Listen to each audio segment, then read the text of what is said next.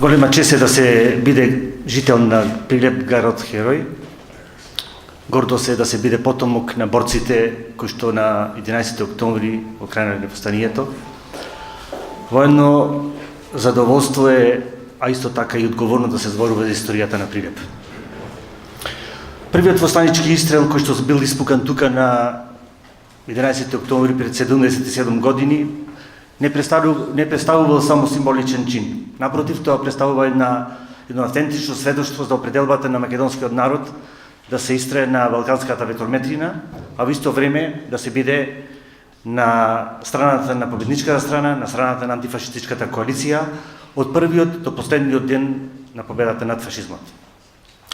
Со нападот на трите објекти во градот, со нападот на градската полициска станица, на затворот и на прекинот на телефонско-телеграфските врски, борците од Прилеп го продолжиле револуционерниот тод на илинденците, а во исто време ги оствариле стремежите на многу борбени генерации низ вековите, изразени преку разни буни и востанија, почнувајќи од Илинден, првиот Илинден 1903, па преку вториот Илинден или Астом, чишто одлуки и решенија се уставотворни и кој што се основа за третиот Илинден, кој што се реализира на 8 септември 1991 година, со која Македонија се стекна со сувереност и независност. Македонија даде многу жртви. Прилеп даде 650 жртви, а од вкупно 66 борци, народни херои прогласени, Прилеп даде 15 народни херои. Од нив 10 загинаа во текот на војната, а 5 преживеа, сега, нажалост, починати се сите. Покрај тоа, Прилеп е поврзан со уште други четворица народни херои, кои што на оваа територија загинуваат. Значи, од вкупно 66 борци, 19 борци се директно поврзани со Прилеп. За сето она што Прилеп го дал во текот на народно-ослободителна борба, а дал многу. 8000 прилепчани биле учесници во народно-ослободителната борба. Од нив 2700 директно со оружје во рака. Покрај народните херои и 154 лица се прогласени за носители на партизанска споменица. Меѓу нив има и 33 жени. Во овој момент сакам да го потенцирам и значењето и улогата на жената борец, која што активно, рамо до рамо со мажите, учествувала како во позадинските задачи, така и во борбените единици на Народно-ослободителната војска на Македонија. И конечно, за сето она што било направено, на 7 мај 1975 година, председателот на СФР Југославија, маршалот Јосип Брос Тито, заедно со уште во тој момент на уште 4 града, Загреб, Нови Сад, Приштина и Цетине, го дава и го доделува орденот Народен херој.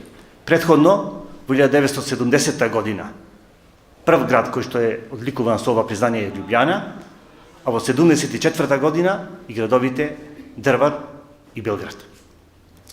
Така, во секоја една република и покрајнина на погранична Југославија има прогласено по еден град и се направи еден комплетна слика на назначаните градови кои што учествуваа во војната и кои што дадоа голем придонес за слободата на државата. Орденот Народен херој за прв пат е воведен како титула, како звајне, уште кон крајот на 1941 година, од страна на Врховниот штаб Народно-ослободителната војска и партизанските одреди на Југославија. Покасно, во август 1943-та, веќе официјално Врховниот штаб го воведува како орден. И се доделува за исклучително херојски дела и исклучителни случаеви во војна, а покасно и во мир. Прогласени се од 1941-та, односно 1942-та, тоа да потенцирам дека во март месец 1942-та прогласен е првиот народен херој, тоа е борецот Петар Лековиќ од втората пролетарска бригада од Пожега, од Ужичка Пожега, и на тој начин е воспоставен, велам, овој орден, првин како титула, а потоа како звајната, како орден. Во периодот од 41 до 91 доделени се 1384 ордени, од кои на 1323 на лица, борци во народно-ослободителната борба, како и на воени единици, градови, општествено-политички организации. Меѓу лицата имаме, рековме, 66 од Македонија, од кои 15 од Прилеп. За орденот сакам неколку збора да кажам. Тоа е уметничко дело на ликовниот уметник Ѓорѓе Андреевич Кун, 1943 година, а тип на, односно, првото вајарско дело го изработува Антон Аугустинчич од Загреб. Така да потоа следува ковање на истото во Московската ковница и истиот најпрво е од злато, а потоа кога се кова и во Загреб, односно во фабриката ИКОМ во Загреб, или поточно индустрија ковница Орешковиќ Марко, се кова и од злато, меѓутоа и од позлатена бронза и позлатен месинг. Формата е во овал, неговата форма е во овална форма, кој што го чинат две гранчина од ловор, кои што се поврзани со панделка, а во внатрешноста на повеќекрака звезда има фигура на борец, на партизан, кој што носи шинел, а во исто време носи во левата рака знаме со петокрака, а во десната пушка. И нормално, бидејќи слободата, бидејќи придобивките од слободата не обврзуваат сите нас да ги чуваме и негувам истите, ја поздравувам реализацијата на локалната самоуправа за овој свечен чин.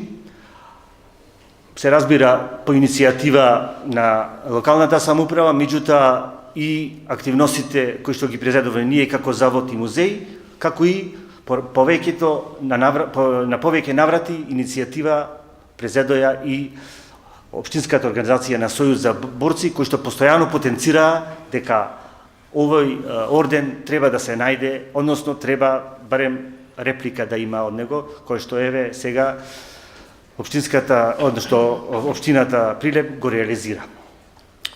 Воедно поздравувам и изработката на релиефот во мермерна плоча на истиот, за да ги краси овие простории и да биде сведоштво за храброста и јунаштвото и за воопшто за храброста на прилепчани и Прилеп во народно-ослободителната борба.